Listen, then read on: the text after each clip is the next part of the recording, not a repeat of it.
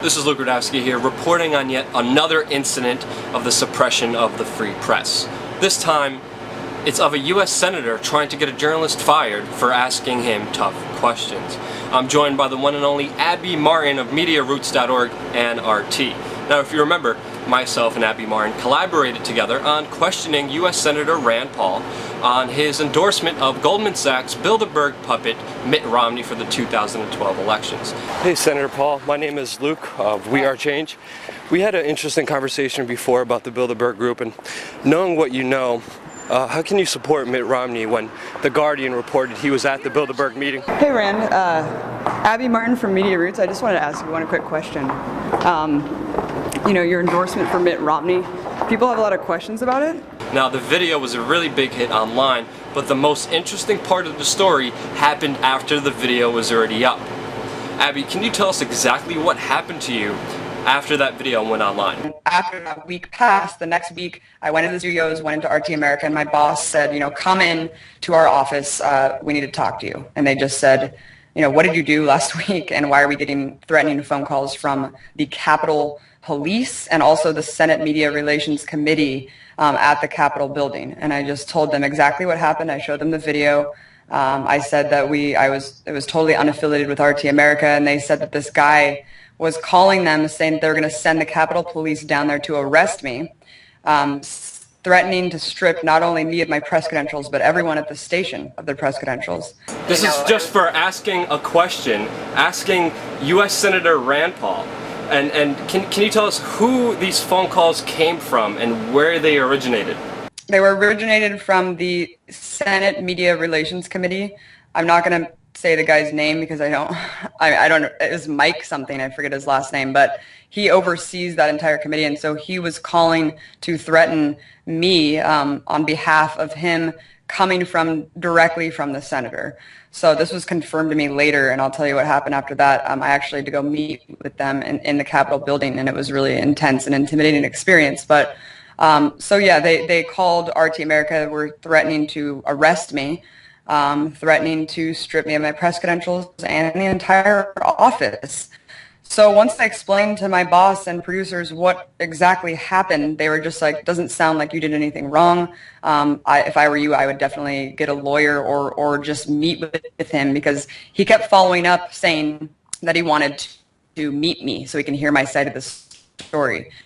And I didn't know how to respond. I didn't know if I should get like a lawyer involved. And so finally I just wrote him back and I said, all right, I'll meet with you. So I had to go to the Capitol building and meet with this guy in a small room, like an interrogation room. And it wasn't just him. It was the bureau chief of Al Jazeera, the bureau chief of CNN, Fox News, MSNBC. All these bureau chief heads sat at a table and just basically confronted me about what had happened and wanted to get my side of the story. They said, you know, did you sneak Luke in? Like, how did you get in there? And I was just like, no, we were registered independent press. All we did was go through the metal detector and just go in the Capitol building. I mean, no one even checked. It was like so lax. I mean, you remember what happened. We walked in there. We even told the woman at the front desk, we're here for this press event down the way. And she was just like, just go ahead. So I mean, well, they weren't that lax when they found my cookies and water and all the snacks I had in my book bag and made me throw everything out, which made me a little bit mad. But people also need to know we were registered press inside the Senate building. We hold different press credentials because, Abby, you have a Senate press pass. I have different press passes that I won't mention or name, but I do have that magic piece of laminated piece of paper that grants me some access and leeway to get into different places. But we were registered for an event inside the Senate building. Nobody sneaked in. We walked in through security. We were walking towards the event. We saw Rand Paul, and we asked him a question. There's no other way to go around it. We have to ask these guys serious questions. The mainstream media doesn't do it.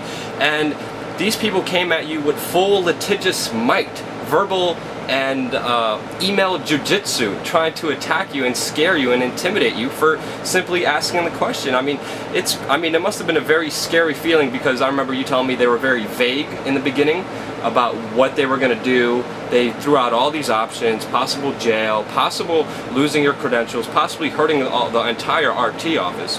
And just because they didn't pick on me shows you that they were looking for any reason to respond, any reason to try to intimidate and harass, and they found a reason. It was because you were working for RT. And that's the only reason they did this. It wasn't a threat. It wasn't nothing serious. They did it just to intimidate and scare you. It was very scary. It was very, very scary. I mean, I know I was in contact with you the whole time saying, what should I do? Should I come out with a story? The story's huge. I mean, Rand Paul is trying to get me stripped of my press credentials for what happened. I mean, that is insane. And fired or arrested for simply asking him a question. Yeah, and I remember telling my boss, I was just like, have him come arrest me. I mean, this is outrageous. This is completely unfounded. And as we know now, there was no charge that they could really do. It was totally baseless. It was completely empty threats, very underhanded intimidation tactics against journalism. DC is just really scary like that. Like I just had no idea that would happen for what we did. I mean, if we went up to Rand Paul and we were just like, "Hey man, we really like you. Thank you for what you do." I mean, just the fact that we asked him something he didn't like, he ran away like a coward, with his head down, didn't want to answer the questions. He was having a public press event in that room, and we were there registered. I was registered under Media Roots to ask him questions. I mean, that's why we were there. That's why he was having a public press event there for the Freedom Conference, and that's why we went there. So yeah, it was just really, really intense, really scary, intimidating. And, at this point, I'm just going to come out with the story because I think people need to know who still think that Rand Paul somehow, has to make deals for him to play the long game so he can, do good things later. No, I mean, he's sold out. Like, he's a sellout to the Republican establishment, and he's underhandedly trying to intimidate journalists who confront him about this selling out. This is a U.S. representative. This is a representative of the people trying to arrest and fire a journalist for asking questions. I mean, the story is huge. I mean, it's unprecedented.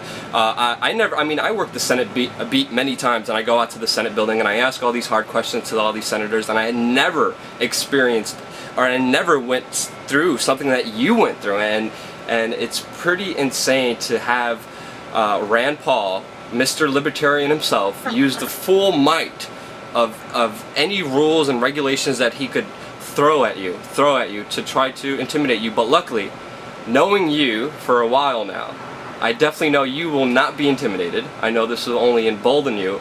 And I know you also have new plans, and you also have a new show that you're going to be working on. Can you update us on what's next for you? Yeah, I mean, it certainly won't intimidate me. In fact, I would love to see him again. In D.C., there's politicians running around. It's absurd. I won't be going into the Capitol building anymore to do it, but I mean, they're everywhere, so you can find out where these people are and talk to them. But yeah, I mean, I wanted to also clarify one point. The guy who called RT said that I could be charged with harassment as well. That was another charge that they were throwing out there kind of blanketly without any foundation whatsoever.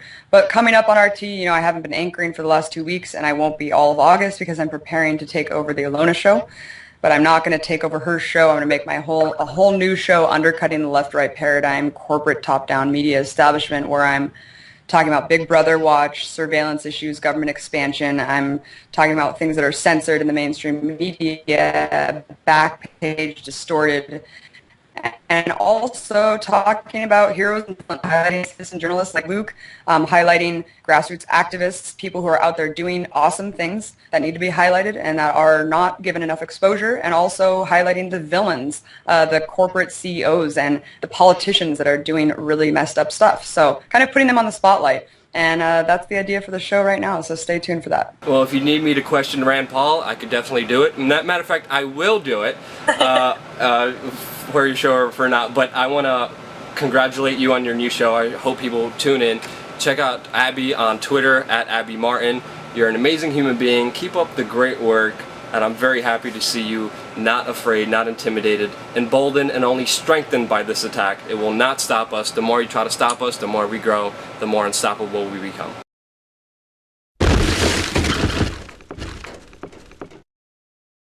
Hey Rand, Abby Martin from Media Roots. I just wanted to ask you one quick question.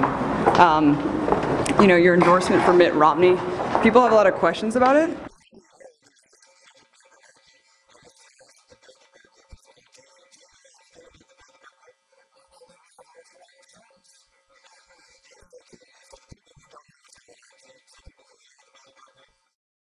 Anything else we didn't get into that you want to get into, Abby? Yeah, I mean, when the corporate media doesn't ask these questions, then who else can? And when people say this is ambush journalism, that's unfounded as well, because people who are like, oh, how come you couldn't get a meeting with him? He said that he'd have a meeting with you. They don't have meetings with people who are not already totally funded by the top-down establishment. I mean, that just doesn't happen. So sometimes they need to be confronted and about legitimate things. I mean, that's just the way it has to happen. And yeah, just once again, the people who say, get an appointment, this is ridiculous, why would he answer you, and you're confirmed, da-da-da. Well, he was happy to talk to Luke before about Bilderberg, before he was in the establishment.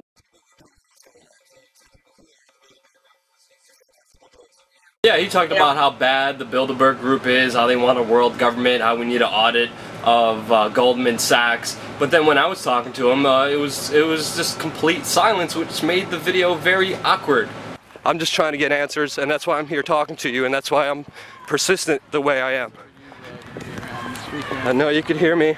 And he didn't say a single word at all. I know you're trying to ignore me, but the video will play for itself. It will be on YouTube.